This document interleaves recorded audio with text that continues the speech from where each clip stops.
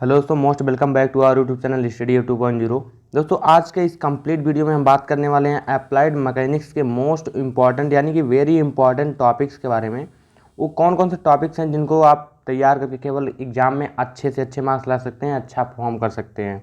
चलिए बिना किसी देरी के वीडियो को शुरू करते हैं। और यह lecture specially mechanical, civil and mechanical दोनों के लिए मतलब होने वाला है, क्योंकि जो अप्लाइड मैकेनिक्स सब्जेक्ट है यह आप लोगों का सिविल एंड मैकेनिकल दोनों में कॉमन है और दोनों में एक ही पेपर दिए जाते हैं दोनों बच्चों के लिए।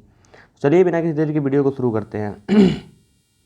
और मैकेनिक्स एक ऐसा सब्जेक्ट है जिसमें बच्चों के बैक कम आते हैं, क्योंकि यह बहुत थ्योरिकल सब्जेक्ट हो जाता है। इसी वजह से इसमें बच्चों के बैक कम आते हैं। इसमें न्यूमेरिकल केवल ना के बराबर पूछा जाता है, एक या दो क्वेश्चंस न्यूमेरिकल पूछ लिए जाते हैं, वो भी ऑप्शनल में होते हैं। और इसमें थ्योरी बहुत ही अच्छा होता है, सभी लोग इजीली इसको तैयार कर सकते हैं। तो चैप्टर 1 से है, पहला चैप्टर से है मैकेनिक्स की परिभाषा एवं इसकी उपयोगिता लिखिए। चैप्टर 1 आप लोगों का है इंट्रोडक्शन। तो देखिए, इसमें जितने भी टॉपिक के बारे में बात करने वाले हैं, इतने टॉपिक अगर आप लोग कवर कर लेते हैं तो आप लोगों के 50 के 50 मार्क्स यहीं से फिक्स हो जाएंगे। और यहाँ से ज़्यादा कुछ भी नहीं पूछता है, क्योंकि हम लोग पेपर दिए हैं, हम लोगों को इतना आइडिया हो गया है कि कहाँ से कितना किस लेवल का क्वेश्चन एग्जाम में आते हैं। ठीक है, तो आप लोगों को बिल्कुल भी टेंशन लेने की बात नहीं है और इसको पूरा का पूरा देखना है वीडियो को, और 1 बाय 1 नोट करते जाना है। तो चैप्टर 1 यानी कि चैप्टर वाइज आप लोगों को बताने वाले। तो चैप्टर 1 से एक क्वेश्चन ये हो गया, मैकेनिक्स क्या होता है। यानी कि देखिए, सबसे पहले आप मैकेनिक्स जो बुक पढ़ने वाले हैं, सबसे पहले उसका इंट्रोडक्शन आप लोग जानेंगे। इतना तो जरूर जानेंगे कि मैकेनिक्स होता क्या है और इसकी क्या उपयोगिता होती है, और या मतलब आगे किस प्रकार से दैनिक जीवन में काम आता है। इतना तो आप लोग इजीली मतलब जानना तो बहुत ही ज़रूरी है, अपने नॉलेज के लिए भी और एग्जाम के लिए भी। तो क्वेश्चन नंबर 1 यही है। और दूसरा इसके अंतर्गत आता है सदिश और अदिश राशि क्या होते हैं, इन दोनों में अंतर। तो ये आप लोग फिजिक्स में भी पढ़े होंगे। इसमें मैकेनिक्स में कुछ ऐसे टॉपिक्स हैं जो फिजिक्स से मिलते जुलते हैं, तो आप लोग के लिए कठिन नहीं हो जाता है, ये आसान ही है। ठीक है। और तीसरा क्वेश्चन, बल क्या होता है, इसकी विशेषता लिखिए। और ये 3004 है, या बलों के स्थानांतरणशीलता का सिद्धांत, प्रिंसिपल ऑफ ट्रांसमिसिबिलिटी का ये क्वेश्चन है। तो इसको आप वेरी इंपॉर्टेंट की श्रेणी में रख लीजिए, क्योंकि ये बहुत ही इंपॉर्टेंट है और या आप लोगों के एग्जाम में इजीली ऐसे आता है, और या मतलब कॉलेज या वाइवा में भी पूछ लिया जाता है। तो इसको आप लोग तैयार कर लीजिए, बहुत ही अच्छा क्वेश्चन है ये। और दूसरा है फोर्सेज ऑफ लॉ, ये दूसरा चैप्टर है, फोर्स ऑफ लॉ। ठीक, तो ये भी बहुत ही इंपॉर्टेंट, बहुत वेरी इंपॉर्टेंट की श्रेणी में रख लीजिए, क्योंकि हमने जो चैप्टर्स मोस्ट इंपॉर्टेंट चैप्टर्स का वीडियो बना था उसमें इसका जिक्र किया है। या बहुत ही अच्छा क्या कहते हैं चैप्टर है।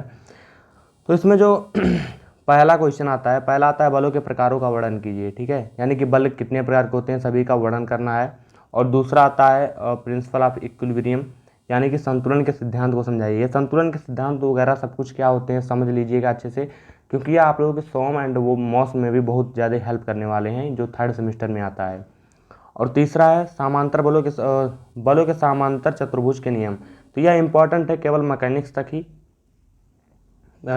ये आप लोग तैयार कर लीजिए, बहुत ही इंपॉर्टेंट है। और चौथा है बलों के त्रिभुज के नियम का सिद्धांत। तो यार जितने भी क्वेश्चन यहाँ पे दिख रहे हैं आप लोगों को बहुत ही इंपॉर्टेंट है सभी, यहाँ फालतू क्वेश्चन बिल्कुल भी इंक्लूड नहीं किया है, जो बहुत ही इंपॉर्टेंट है पूछे जाएंगे उन्हीं को यहाँ पे लाया गया है। और देखिए यहाँ पे लामीज के प्रमेय का वर्णन कीजिए। और एक बात मैं और बता दूं, अगर ये क्वेश्चन यहाँ पर नहीं पूछा था एग्जाम में, तो आप लोगों को वाइवा में पक्का कन्फर्म में पूछे जाएंगे वाइवा में। तो आप लोग इसको तैयार कर लीजिए और अच्छे से दिमाग में बैठा लीजिए, क्योंकि एग्जाम में तो यह पूछा ही पूछा जाएगा, लेकिन अगर मान लिया एग्जाम में पूछेगा या नहीं पूछेगा, वाइवा में तो पूछ ही लेते हैं एग्जामिनर लोग जो आते हैं। ठीक, तो यह हो गया।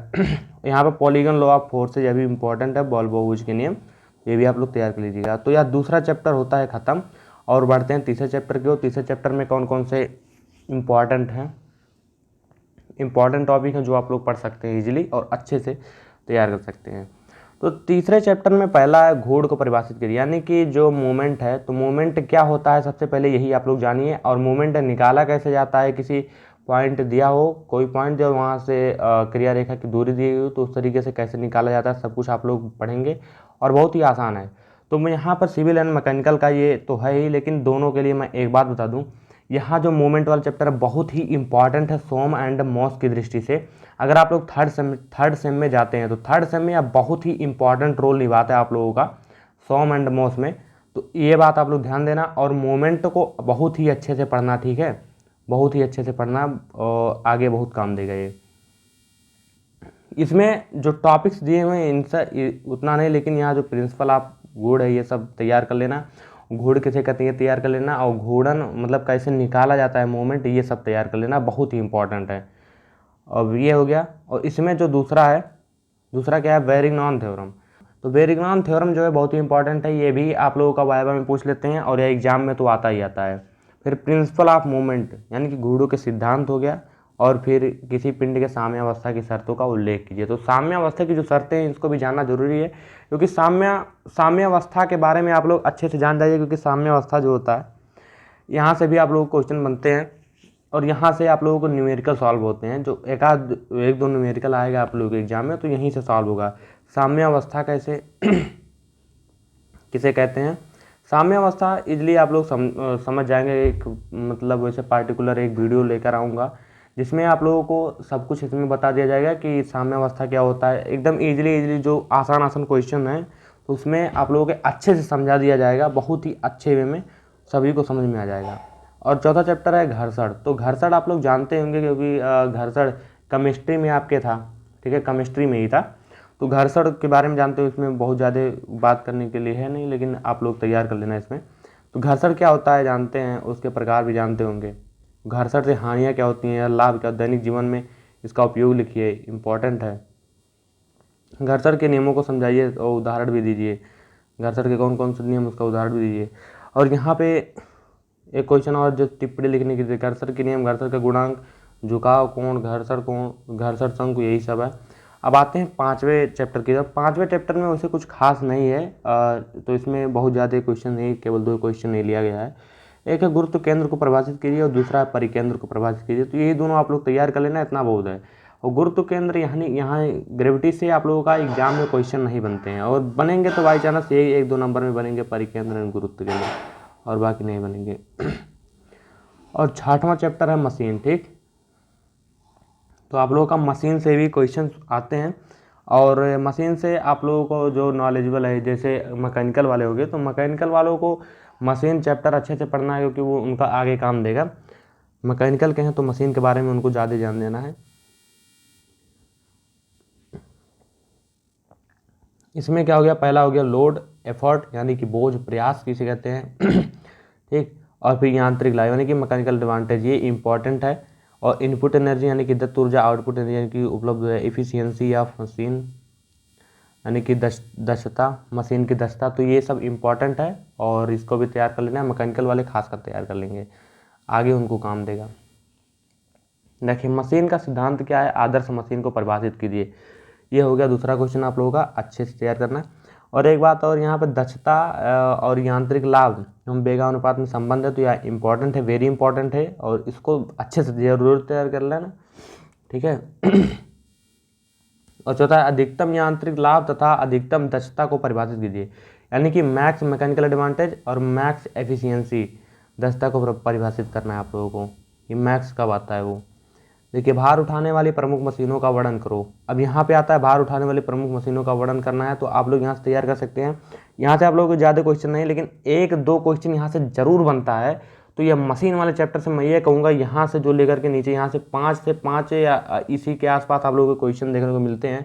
तो लास्ट वाला चैप्टर आप लोग अच्छे से तैयार करना है। यहाँ से घिरनी वगैरह जो ये सब हो गई, यहाँ अच्छे से तैयार करना है। यहाँ से आप लोगों को 5 से 10 नंबर क्वेश्चन आसानी से मिलते हैं। तो एक हो गया फिक्स पुली, मूवेबल पुली। पुली 2 प्रकार की होती हैं, एक फिक्स पुली, मूवेबल पुली, ये आप लोग अच्छे से तैयार कर लेना, और फिगर वगैरह सब कुछ सही रखना। और देखिए पुली सिस्टम 3 प्रकार का होता है, फर्स्ट, सेकंड और थर्ड, ठीक। First system of pulley, second system of pulley, third system of pulley. तो इसको भी आप लोग अच्छे तैयार करना है। इसका भी क्या कहते हैं, उसका फिगर वगैरह बना लेना और डेरिवेशन वगैरह कर लेना, ठीक।